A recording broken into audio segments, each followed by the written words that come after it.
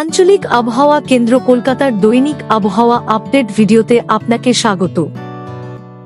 গত 24 ঘন্টায় পশ্চিমবঙ্গের বিভিন্ন স্থানে সর্বোচ্চ তাপমাত্রা এবং জেলা ভিত্তিক গড় বৃষ্টিপাত মানচিত্রে প্রদর্শিত হয়েছে। গতকাল সর্বোচ্চ তাপমাত্রা ছিল দক্ষিণবঙ্গে কলাইকুণ্ডায় 36 ডিগ্রি সেলসিয়াস, উত্তরবঙ্গে মালদায় 32.6 ডিগ্রি সেলসিয়াস। দক্ষিণবঙ্গের অনেক স্থানে এবং উত্তরবঙ্গের দু-এক স্থানে অতি হালকা থেকে মাঝারি বৃষ্টিপাত হয়েছে। গত 24 ঘন্টায় রাজ্যের প্রধান বৃষ্টিপাতের পরিমাণ প্রদর্শিত হল। পূর্ব বিহার ও সংলগ্ন এলাকার উপর অবস্থানকারী উপরের বায়ুমণ্ডলের ঘূর্ণাবর্তটি বর্তমানে উপহিমালয় পশ্চিমবঙ্গ ও সংলগ্ন এলাকার উপর অবস্থান করছে এবং এটি গড় সমুদ্রপৃষ্ঠ থেকে 1.5 থেকে 5.8 কিমি উচ্চতা পর্যন্ত বিস্তৃত রয়েছে।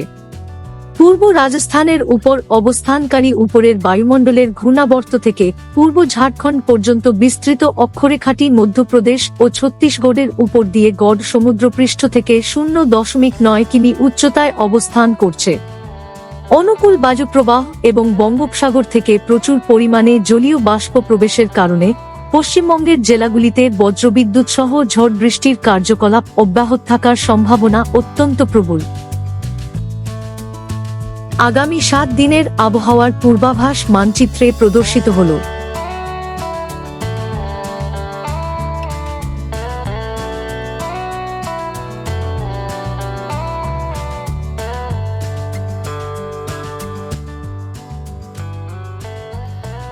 আগামী 7 দিনের আবহাওয়ার সতর্কতা মানচিত্রে প্রদর্শিত হল।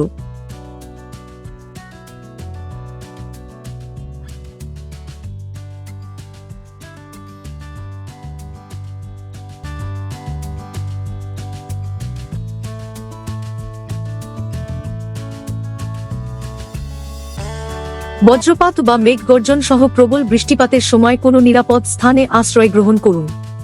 বজ্রপাতের সময় গাছ বা বৈদ্যুতিক খুঁটির নিচে আশ্রয় নেওয়া এবং জলাশয়ের সংস্পর্শে থাকা এড়িয়ে চলুন। যানবাহন চলাচল প্রয়োজনে যথাযথভাবে নিয়ন্ত্রণ করা যেতে পারে। আগামী 7 দিনে উত্তরবঙ্গের সমস্ত জেলায় সর্বোচ্চ তাপমাত্রাতে উল্লেখযোগ্য কোনো পরিবর্তন হবে না।